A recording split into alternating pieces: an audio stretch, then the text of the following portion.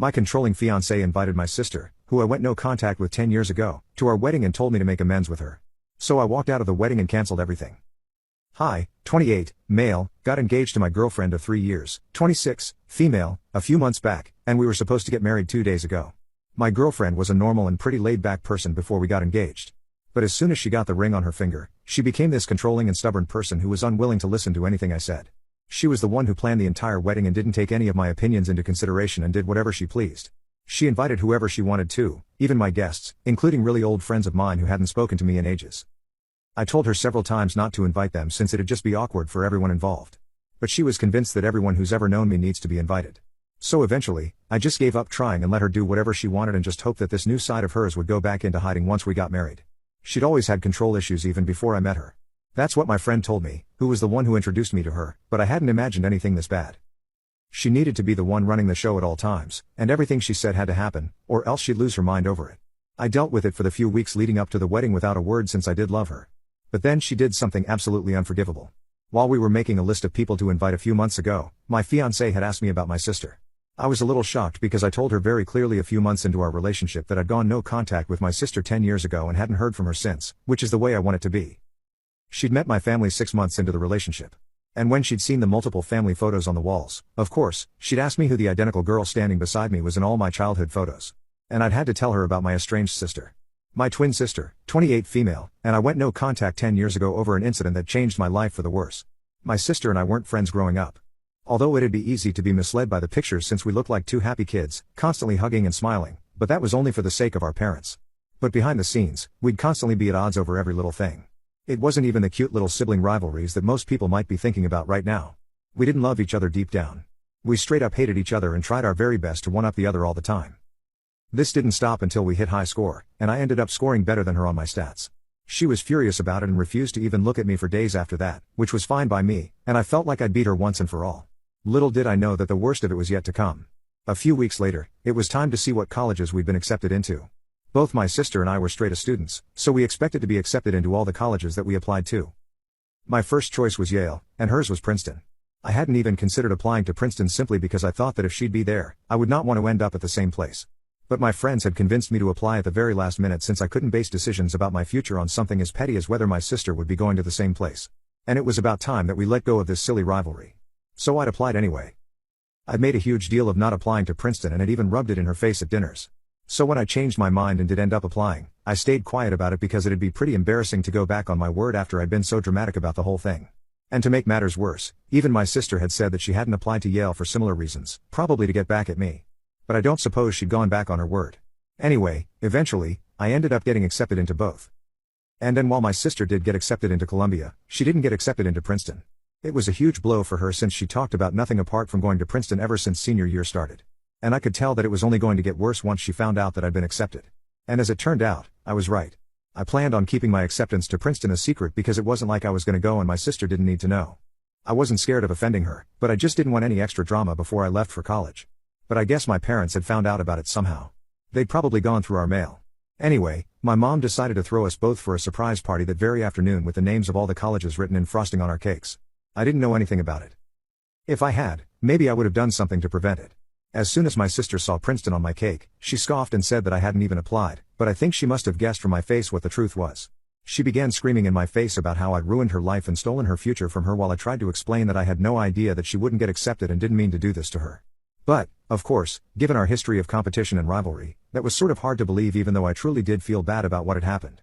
After a while, she finally seemed to run out of steam and stormed out of the house in tears. I sat in the living room while my parents told me how sick they were of our constant fighting and that both of us had some serious growing up to do. I couldn't blame them either because they tried their very best to mend things between us, but we just seemed to have come out of the womb hating each other. So they'd given up and had just let us do our thing once we were in high school. I decided to take my parents' advice so that my sister and I could at least be civil to each other. So 15 minutes after she left, I went out to talk to her. Most of our guests had left after my sister's outburst, and it was pretty dark as well outside. I couldn't see my sister out there and tried to call out her name, but before I knew what was happening, I felt something really hard hit the back of my head, and I collapsed to the ground. After that, I only remember being in excruciating pain and screaming out for help before I passed out. The next thing I knew, I was waking up in a hospital room with my wrist in a bandage. Once I'd woken up, my parents informed me that my psycho sister had been waiting outside for me to come out. And when I called out her name, she hit me in the head with a freaking shovel. And then, For good measure, she'd stepped on my left wrist as hard as she could, which is why it was dislocated. I could hardly even believe what they were saying because while I'd had my fair share of differences with my sister, I couldn't even imagine doing something so psychotic and depraved to her, not just to her for that matter, but anyone at all. My parents had begged me not to press charges against my own sister, which is why I'd let that go. But after that, I never met my sister again or even asked my parents about her. I don't know what college she went to or where she went after that incident. My parents had sent her away, and I never asked where. I knew that they still kept in touch with her since they'd go away on the weekends. They wouldn't mention who they were going to visit, but I wasn't a fool. I knew they were going to see my sister. I never held it against them since this was their best bet, keeping us apart from one another since we clearly brought out the worst in each other. After I had recovered and been deemed fit by the doctors, I started college. But since I'd missed a few weeks already, I was way behind, and my grades that semester weren't satisfactory to me. On top of that, I used to get frequent migraines because of the head injuries, and the lump at the back of my head was a constant reminder of what my own sister had done to me in a fit of rage. Needless to say, I was pretty emotionally disturbed that year and had to get therapy to feel like myself again. It's been 10 years since, and I've moved on with my life now. My parents and I never talk about my sister, and neither does anyone else from my family. I'm sure they've all still kept in touch with her, but have the good sense to never bring her up when they're around. So when my fiancé asked about her, I told her that we weren't inviting her and assumed that that would be the end of the discussion. I'd never told her exactly what had happened, but I don't think I should have to be very honest. Just the fact that we haven't spoken in over 10 years should be reason enough for her to understand that I absolutely don't want my sister around. Not now and not ever again. She should have respected that.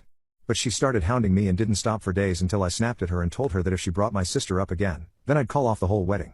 That seemed to shut her up for a while. But then 2 days back on the day of our wedding, I realized what she'd done behind my back. On the day of our wedding, I was standing up in front of the minister waiting for my fiancé to walk down the aisle. The music started and the bridesmaids started walking, and that's when I noticed my sister among them walking arm in arm with one of my friends who looked as confused as I felt. Even my sister looked really lost. I was speechless for a few seconds and had absolutely no idea what was happening. My fiancé finally walked down the aisle looking really happy and smiling widely, but I didn't feel anything apart from anger and betrayal. I knew this was her doing and couldn't believe she'd even pulled something like this. And on our wedding day, no less, I felt completely blindsided. So, of course, I didn't feel particularly emotional, and most of my guests could understand why I had an awful look on my face while my bride was walking down the aisle towards me.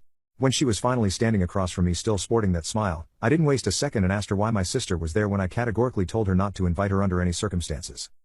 She told me that she didn't want to have that discussion and wanted to get married first, but obviously, that was not going to happen, not anymore. So I told her that we needed to talk about this right now, and she admitted that she told my parents that I'd been talking about wanting to reconcile with my sister before getting married, which is how she'd managed to persuade them to get her my sister's address and contact info. She told me that she'd worked really hard to convince them just so she could surprise me and even had the audacity to say that she thought that it was about time that we made peace with our past, even though she had no idea what had actually happened 10 years ago. We were up there arguing back and forth for, 5 minutes while our guests waited. And finally, I realized that there was just no point in fighting for our relationship anymore. I was done and didn't want anything to do with this woman, so I just walked out of the wedding. I could hear her calling for me to come back, but I didn't pay any heed to it and continued walking until I reached my car. Then I started driving and kept driving until sunset. I couldn't find any decent hotels around, so I decided to sleep in my car itself. I canceled everything on the phone in the evening and ignored all the calls and messages from my fiancé and family on purpose. Thankfully, I had enough gas to go back home the next day. But as soon as I saw my fiancé's car in the driveway, I decided to live at a hotel instead. It's been 2 days and I haven't responded to any of my fiancé's calls or texts. My parents have also been trying to get through to me, but I can't bother with them right now, honestly. I can't even believe they were stupid enough to think that I'd suggest reconciling with my sister ever and fell for my fiancé's lies. The least they could have done was call me out to confirm if this is what I wanted, but they chose to believe that this is the kind of surprise I would have wanted at my wedding. Most of all, I'm beyond pissed off at my fiancé because of what she did. She had absolutely no right to go behind my back, manipulate my parents, and then bring my sister whom I'd been no contact with for 10 years to our wedding. She created a royal mess of things, none of which would have happened if she just respected what I'd said. A few hours ago, she sent me a really long text about how she'd only found out what had really happened all those years ago from my parents yesterday after I walked out of the wedding. She apologized for blindsiding me and agreed that she should have listened to me when I said I didn't want my sister at our wedding. She also mentioned that my parents and friends were livid that she'd done something of this sort, and she'd received an earful from all of them. But she also added that she thought that I should have mentioned the specifics of my great fallout with my sister and should have mentioned the exact reason why I didn't speak to her anymore so that she wouldn't have invited her. I don't agree with that in the least. Yeah. Maybe that would have helped, but I shouldn't have to spell out everything for her. It was a painful memory for me, and I don't like talking about it. Besides, she should have just believed me when I told her that I didn't want my sister anywhere near me. Nobody just cuts off their sister for 10 years without a valid reason, and she should have known that. It was a horrible time for me, and maybe sometime in the future, I would have told her. But until then, she could have just taken my word for it. I'm not getting married to her anymore. That's for sure. But I don't know if I owe her an apology either. I don't feel particularly sorry about it. And if anything, she should be the one apologizing without blaming me. So what do you guys think? Ida for not telling my fiancé exactly why I'd cut my sister off all those years ago? Update 1. I've been living in the hotel for 3 days now. I posted my question yesterday, and I guess I was right not to apologize, so I'm back to ignoring her. I did speak to my mom this morning, though. It was weird and strange.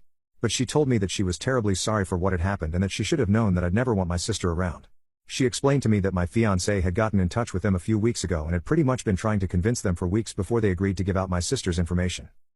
My fiancé had also forced them into promising her that they wouldn't speak to me about it since she wanted it to be a surprise.